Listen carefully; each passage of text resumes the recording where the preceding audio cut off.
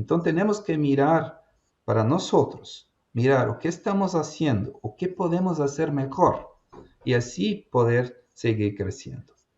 Y otra vez, aquellos que tienen 38 lechones, quizás la meta no sea tener más lechones, pero tener lechones mejores, más pesados, más saludables, con capacidad de tener un crecimiento más alto.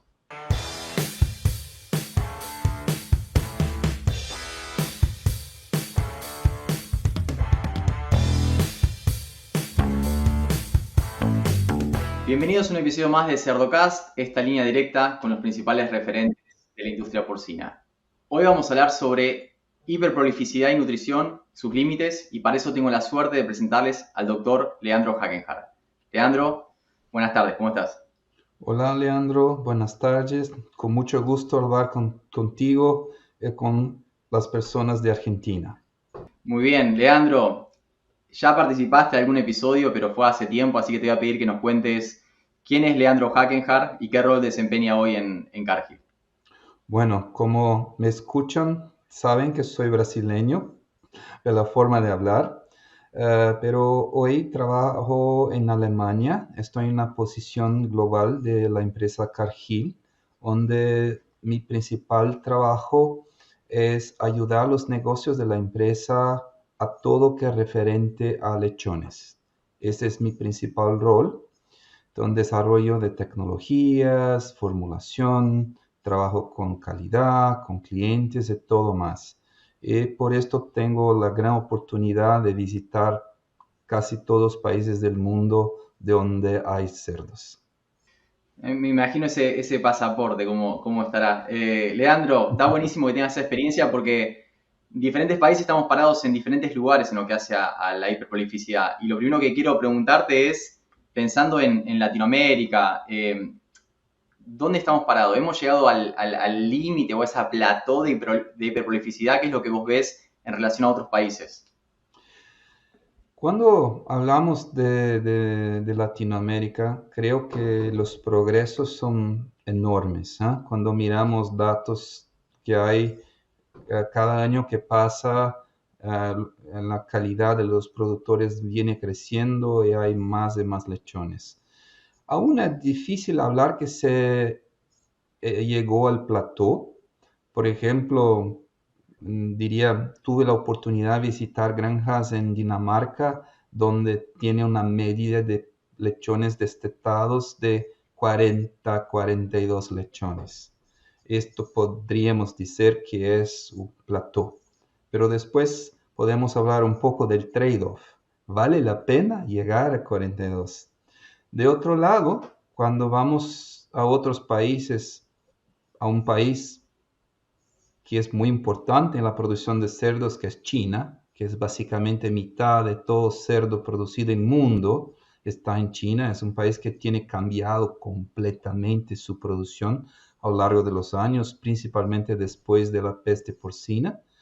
Aún la media del país está en 18 lechones, ¿sí? Entonces, cuando miramos números de Latinoamérica, de Brasil y Argentina, diríamos que estamos en una buena posición, principalmente porque sigue una tendencia de crecimiento. Muy bien, muy bien. Y acá es importante, vos mencionaste un trade-off, que es como aquello a lo que uno tiene que renunciar o lo que tiene que sacrificar para ganar alguna otra cosa, ¿no? Dijiste, bueno, Dinamarca está parado en otro lugar, los números de Argentina son muy buenos en particular, estábamos hablando de eso fuera de cámara, y está bueno ver cómo uno está posicionado frente a otros países que quizás tienen una genética un poco más nueva, por así decirlo, más hiperprolífica, cuáles son los desafíos y el costo que uno paga por quizás esos lechones más. Y después está bueno ver dónde está parado cada productor en relación al benchmarking dentro del país, ¿no? Porque Claro, ahí también hay mucho margen para mejorar. hay mucho espacio, sin duda. Estaba mirando algunos datos de Argentina, si no estoy errado. La media del país está en cerca de 30 lechones. Los top 50 están con 35 y los top 10 con 38, que es un número muy bueno, ¿sí? Entonces, no son números buenos. Eh, que tú estabas hablando del trade-off, de esta, o que se pierde o que se gana. Es muy importante conocer el objetivo de la producción. ¿Por qué estamos produciendo? Voy a traer otra vez el ejemplo de Dinamarca. Dinamarca, por problemas de espacio, por problemas de polución y todo más, se tornó un país que produce muy bien lechones. ¿So?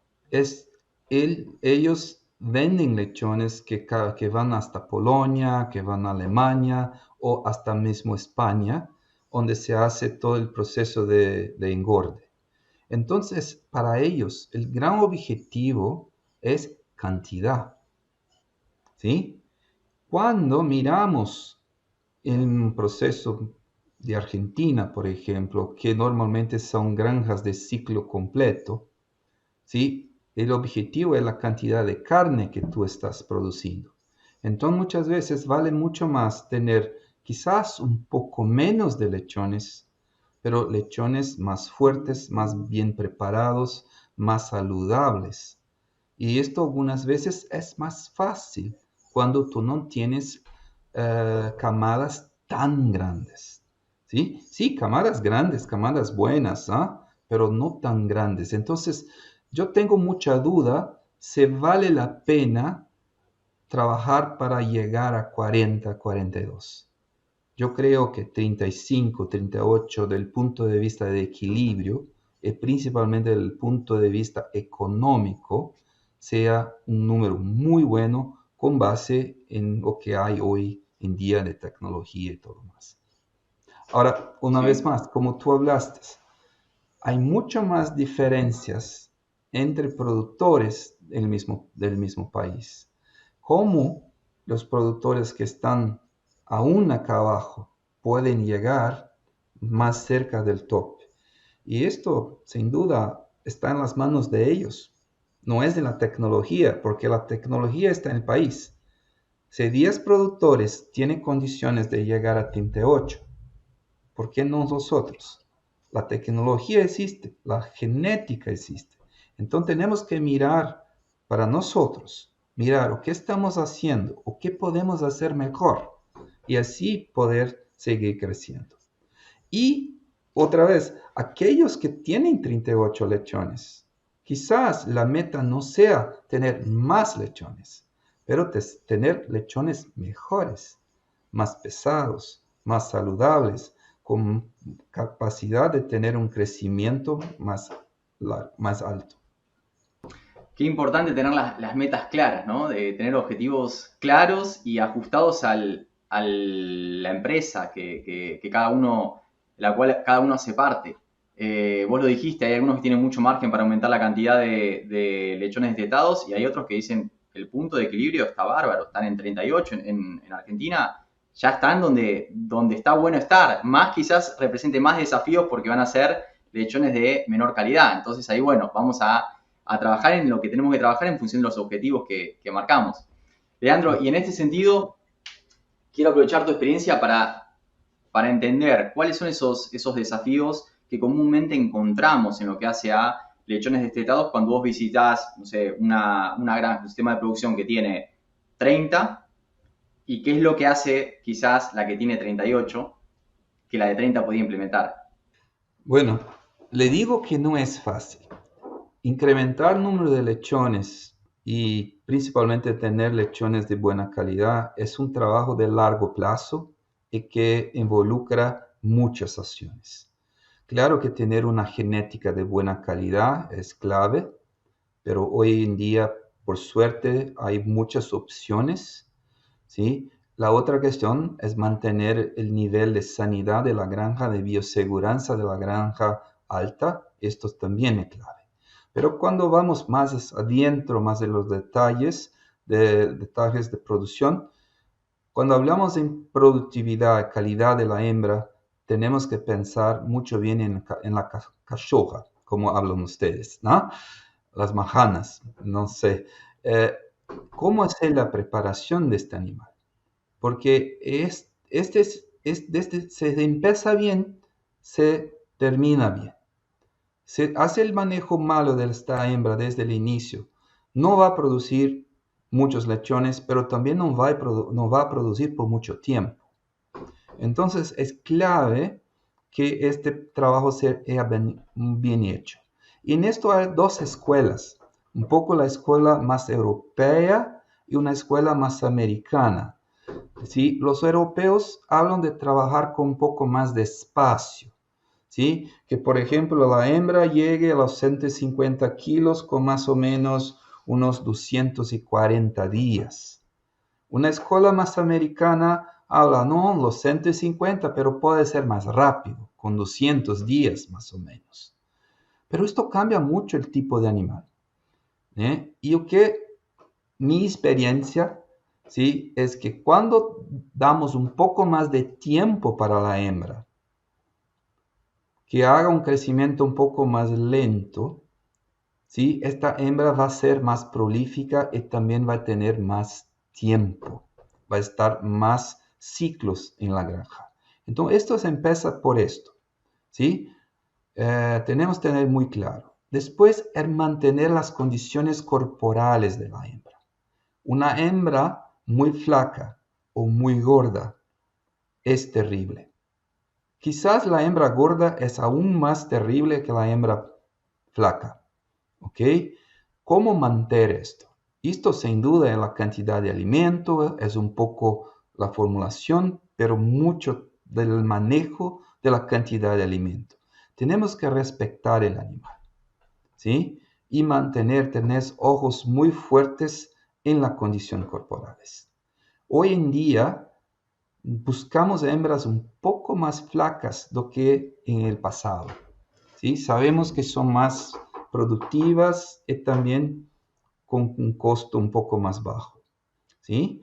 Y después, sin duda, la lactancia, ¿eh? Tener el ambiente correcto para que esta hembra, que es una máquina de producción de leche, ¿sí?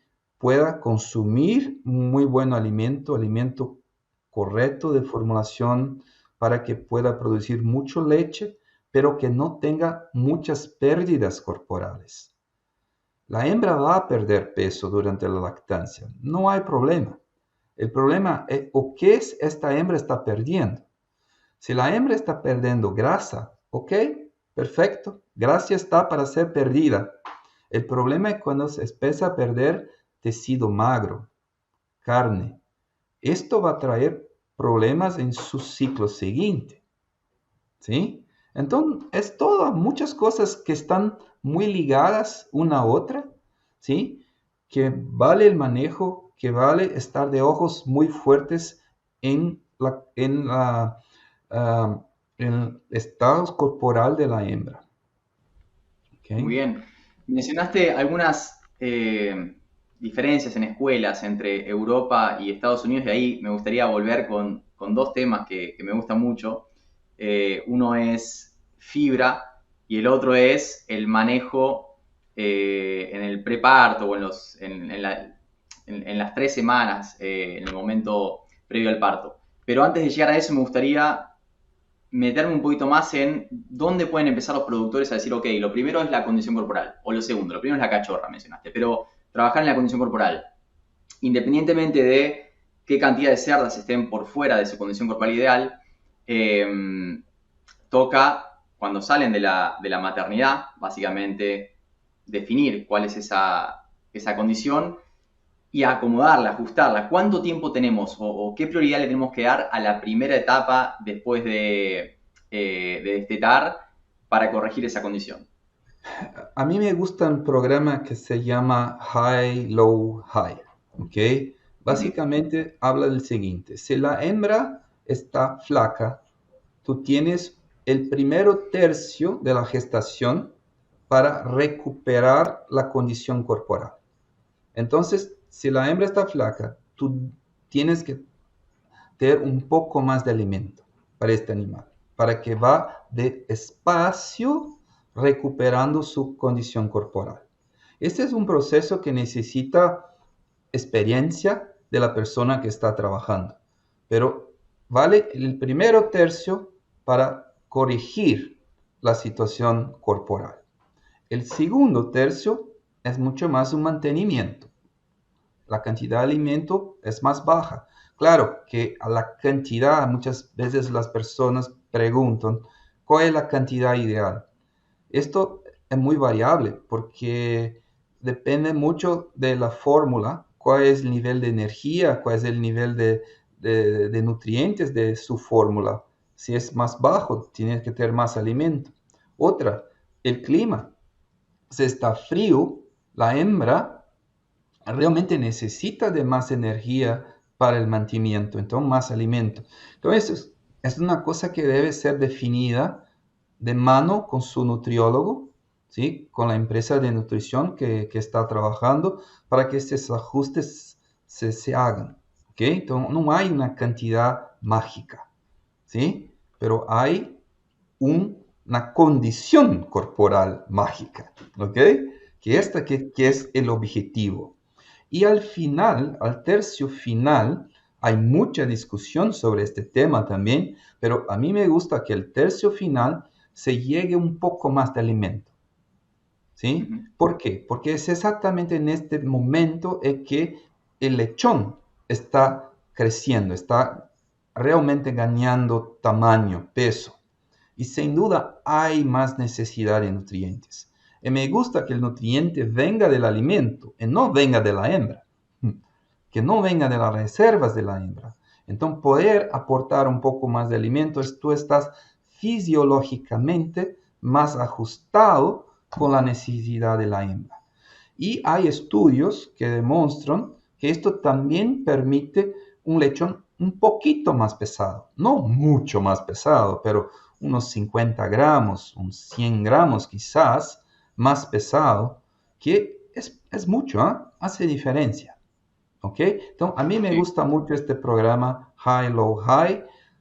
La cantidad va a depender mucho de la formulación, del clima, de otras situaciones. Tiene que ser ajustada con base en la experiencia y con el trabajo junto con el nutriólogo. El resultado va a ser no solamente más lechones, pero lechones de camadas más uniformes, lechones más pesados y longevidad de la hembra. Esto que esperamos de un trabajo cuando se hace bien hecho. Leandro, algo que me gustaría compartirte un pensamiento y ver qué opinas al respecto es la necesidad de crear cierta rutina de trabajo que permita hacer el proceso de corrección de condición corporal lo menos artesanal posible. Hoy en día tenemos herramientas como el caliper, que nos permite sacar cierto sesgo, y, y la rutina de trabajo a la hora de decir, bueno, ¿cada cuánto vamos a medir esa condición corporal? No sé, digamos, cada 2 semanas. ¿Qué tipo o qué cantidad de alimento le vamos a dar hasta ver que corrige esa condición corporal? Eso me parece que está bueno como mensaje a la audiencia, tratar de definir cuál es la modalidad de trabajo para que, de nuevo, uno cuando deja a criterio de los empleados, ¿no? de los profesionales que estén trabajando en la granja, con la alta tasa de rotación y todos los desafíos que conocemos, a veces se vuelve muy complejo. ¿Qué es lo que vos tenés o qué es lo que vos ves en las granjas que mejor consiguen trabajar con la condición corporal ideal en cuanto a los procesos o en cuanto a esa rutina de trabajo? Es una muy buena pregunta, ¿no? A mí me gusta mucho el caliper, ¿ok? Es una herramienta muy sencilla y mucho mejor que los ojos nuestros. Y hay algunos trabajos que demuestran que es aún mejor que el ultrasound, ¿ya? Que Ujú. tiene una mejor visión de cómo está ese animal, ¿sí? Entonces, y es un costo de inversión muy bajo, ¿sí? Y es fácil de aplicar. Uh, la rutina de la granja, yo creo que es mucho mejor que se haga definido junto con el equipo de consultores. Saber cómo es la estructura de cada. Entonces, para mí es difícil opinar con una regla muy específica, porque granjas son muy distintas. Ahora, lo que para mí vale mucho es la calidad del personal, de la persona que está trabajando. Que sea una persona que esté realmente involucrada, que tenga interés en los buenos resultados. ¿Sí? Esto para mí es aún más clave. Una herramienta, no trabajar con los ojos, El caliper, muy sencillo, funciona muy bien y una persona o un equipo de calidad que realmente esté involucrada con los resultados. Muy bien. Mencionaste en un momento la importancia de aumentar la cantidad de oferta en el último tercio. Me gustaría meterme en la parte cualitativa ahora. ¿Qué podemos hacer desde lo cualitativo, desde la formulación que tenga un impacto? Y ya te había spoileado que quería que hablemos un poquito de fibra, porque hay dos visiones, o digamos que Europa está parada en otro lugar, por lo menos, no sé si piensan diferente, pero parada en otro lugar.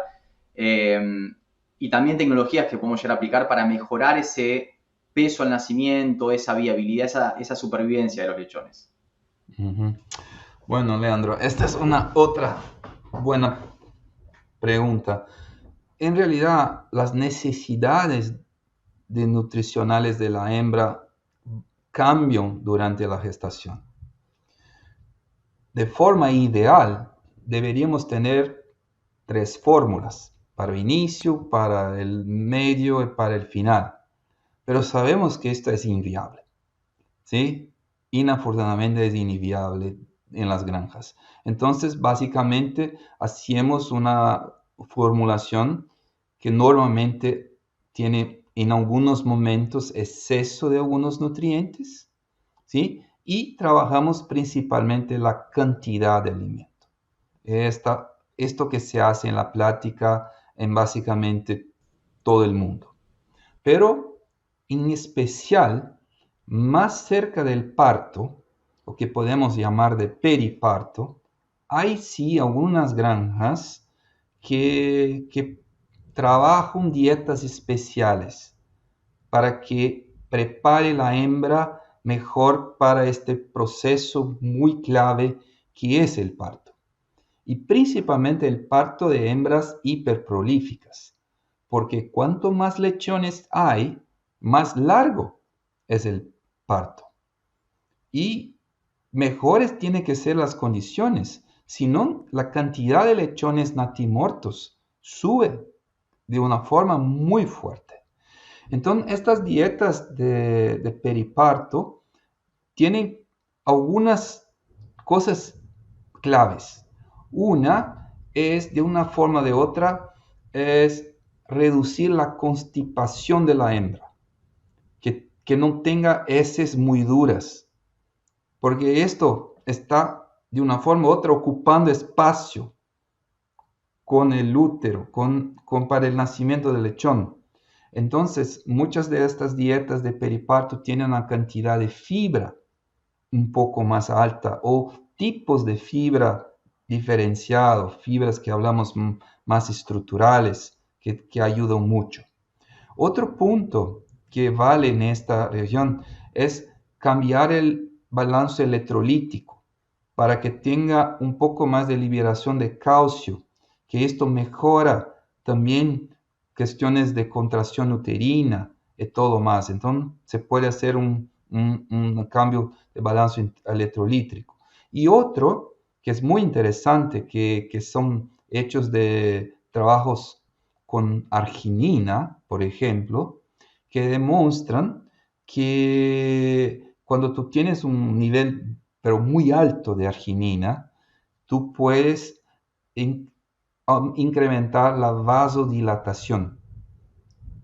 Y con esto tú mejoras la cantidad de oxígeno para el lechón. Y de una forma o de otra, tú reduces el número de lechones natimortos. Porque la arginina es un precursor de un vasodilatador que es el ácido nítrico. ¿Ok? Y esto tiene este efecto vasodilatador. Pero hay un problema. La arginina está disponible, pero es muy cara. Y de esta forma, hace algunos años se desarrolló otras herramientas que también son precursores de ácido nítrico, pero mucho más baratas. Y que se puede utilizar durante todo el proyecto de gestación y de lactancia, que es, eh, discúlpeme, estaba hablando ácido, pero es óxido nítrico, ¿ok? El óxido nítrico, sí. Eh, eh, y el óxido nítrico, que es este vasodilatador. Entonces son precursores que son mucho más baratos que la arginina y sí se puede utilizar durante todo el periodo de gestación y lactancia. Y esto ayuda mucho también en este periodo de periparto para que tú tengas una porcentaje más alta de lechones nacidos vivos. Muy bien, muy bien. Ahí, solamente para hacer doble clic en alguna cuestión que mencionaste. Mencionaste el tema de la fibra. Mencionaste el impacto que tiene en la constipación, básicamente, que deja más lugar para el útero y para el proceso de parto, y también en la liberación de ciertos ácidos grasos, ¿no? Que dan cierta energía en un proceso que puede llegar a durar mucho, como es el parto de las cerdas hiperprolíficas, ¿no?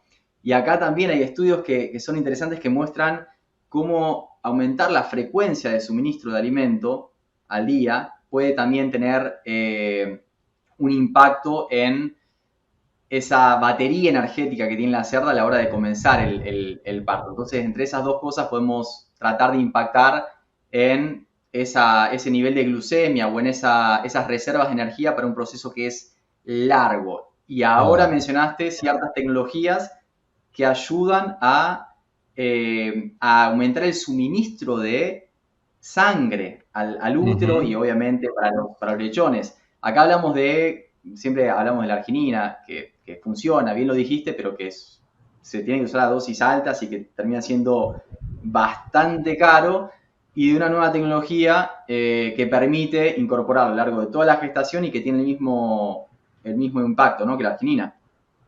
Exacto. Que el mismo impacto que a la arginina, ¿cierto? Pero tú estabas hablando de fibra. La fibra tiene distintas funciones, ¿ah? Esta fibra en este momento del parto para reducir constipación es muy importante. Pero cuando es posible trabajar con fibra también durante la gestación, tenemos otros tipos de beneficios, ¿sí? En este caso buscamos una fibra un poco distinta.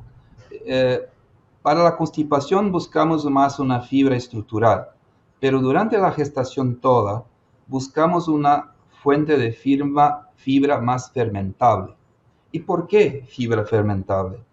Porque sabemos que el animal está básicamente siempre con hambre, ¿no? Sí, se queda un poco nervioso. Y cuando tú tienes un alimento con fibra fermentable, el animal se queda más tranquilo. ¿Por qué? Porque él tiene el consumo y a medida que la fibra va siendo fermentada, el animal va teniendo nutrientes y se percibe claramente que el animal se queda más tranquilo, ¿sí? Entonces, el uso de fibras durante el proceso de gestación también ayuda mucho en la calidad de los lechones, en la longevidad de la hembra y otros efectos. Pero sabemos que el gran punto negativo de la fibra es sobre la calidad de las fuentes de fibra, ¿sí? Entonces, en algunos países como acá en Europa, por suerte, esto no es problema. Hay muchas fuentes, distintas fuentes de buena calidad. Cuando vamos a Latinoamérica, donde principalmente la principal fuente, sin duda, es el afrecho de trigo, ¿no? Que muchas veces tiene problemas de micotoxinas, eso tenemos que estar muy atentos, muy atentos. Pero, por ejemplo, una otra fuente de fibra que es muy buena para hembras en gestación es la cascarilla de soya, de soja. Es una fuente muy, muy buena que se puede utilizar. Y esto también hace parte de un programa que va a garantizar lechones mejores, hembras más longevas y así más. Excelente, excelente. Y cuando hablamos, acá te saco un poquito del esquema que te había planteado, pero solamente para tocar este último tema y después me gustaría solamente un cierre. Cuando hablamos de los desafíos que tienen los lechones, también hablamos de la cantidad y calidad de calostro. y obviamente la cantidad de leche que puede llegar a producir una reproductora, ¿no? Pero ¿podemos impactar de alguna manera en esa calidad y cantidad de calostro a partir de la dieta? Ese es un tema muy, vamos a hablar así, no hay una conclusión muy clara, ¿ok? Sabemos, hay trabajos que demuestran que en algunos aditivos y una hembra buena sí podemos mejorar la calidad del colostro, mejorar un poco la calidad. Entonces esto vale, es importante mirar esto, mas cuando hablamos de colostro, diría que más importante es tener un manejo adecuado del colostro, y principalmente en hembras hiperprolíficas. Si dejamos los primeros lechones que nacen tomar todo el colostro, tenemos un problema muy serio con los demás. Entonces, este manejo para que realmente todos los lechones tengan acceso al colostro, yo diría que es aún más importante que buscarmos mejorar la calidad del colostro. Pero sí, es posible hacer algunas mejoras. Hay herramientas que quizás vale la pena, pero esto está secundario en relación al manejo del colostro. Y me encanta esa aclaración, me encanta, porque uno a veces se concentra en algún aditivo que puede llegar a modificar un porcentual el nivel de ácidos grasos o de inmunoglobulinas y decir, pará, arranquemos por lo macro, ¿qué es lo que yo puedo hacer, que todos pueden hacer, que tiene mayor impacto? Y es el manejo de obviamente, mencionaste la condición corporal, clave, porque eso impacta en todo, ¿no? Impacta en producción de calostro, en producción de leche también, pero después nos vamos al manejo, que es lo que hace que quizás algunos productores estén en 38 y otros estén en 30, y por ahí pasa esa gran diferencia. Después, obviamente, sigue habiendo investigación y tratamos de impactar, incorporar tecnologías y demás, pero lo macro hay que cubrirlo y es el manejo del calostro, ¿no? Exacto, exacto. Y cada vez más con todas las enfermedades que existen hoy en día, ¿sí? El manejo del colostro se torna cada día más clave. Y como hablamos del inicio, nuestro objetivo no es solamente tener más lechones, es tener mejores lechones, ¿sí? Lechones más fuertes, más saludables, que este es nuestro objetivo principal. Y solamente para cerrar el loop, la importancia de un buen manejo de la cachorra, porque al final de las cuentas la inmunidad no es la misma en una multípara que en una primeriza. Entonces, importante trabajarlo bien para retenerla en el hato, para tener un mayor promedio de longevidad en las reproductoras y tener una mejor inmunidad del hato, ¿no? Sí. Todo el trabajo, por esto que de inicio hablé, es complejo. No es una cosa que se cambia de un día para el otro. Como tú hablaste, inafortunadamente no hay un aditivo que únicamente resuelve todo de una forma fácil. Sí, nutrición es clave, sí hay aditivos que ayudan a nosotros a llegar a resultados mejores, pero sin el manejo adecuado no se llega, no hay forma. Leandro, se nos acaba el tiempo, te voy a pedir nomás un cierre, algún mensaje que quieras dejarle a la industria porcina, tomadores de decisiones, veterinarios, consultores, nutricionistas. Bueno, es una área magnífica, ¿no? Como hablé en el inicio, por suerte yo vengo de una familia de productores de cerdos, mi padre trabajó como nutriólogo toda su vida y hoy tengo la gran oportunidad de conocer productores en casi todo el mundo. Es una actividad magnífica. ¿Y por qué es magnífico? Porque los detalles hacen la diferencia. La tecnología hace la diferencia. Las personas hacen la diferencia. ¿Sí? Y podemos siempre hacer mejor. Sabemos que en cerdos siempre va a haber momentos muy buenos que todos hacen plata y momentos en que muchos van a perder, pero no todos. En general, los mejores siguen ganando. Y nuestro objetivo es usar toda tecnología, todo el conocimiento, para que siempre sigamos estos, que siguen creciendo, que siguen fuertes, independiente de las situaciones de mercado, ¿sí? Y esto requiere conocimiento, requiere gustar lo que está haciendo, ¿sí? Y producir de forma sostenible, ¿sí? Económica, ¿sí? Pensando que nuestro consumidor está de ojo de cómo producimos la carne, de cómo los animales son manejados, ¿sí? Y esto está en nuestras manos. Podemos sí hacer la diferencia. Es por esto que creo que es una actividad muy especial la producción de cerdos. Y Leandro, muchas gracias por la oportunidad de poder traer algunas ideas ya para nuestros amigos. Leandro, como siempre, es un gusto charlar con vos, aprender de tu experiencia y esperamos volver a tenerte acá en Cerdocast para seguir aprendiendo juntos, ¿sí? Con mucho gusto. ¿Ok? Un Gracias, abrazo. Leandro.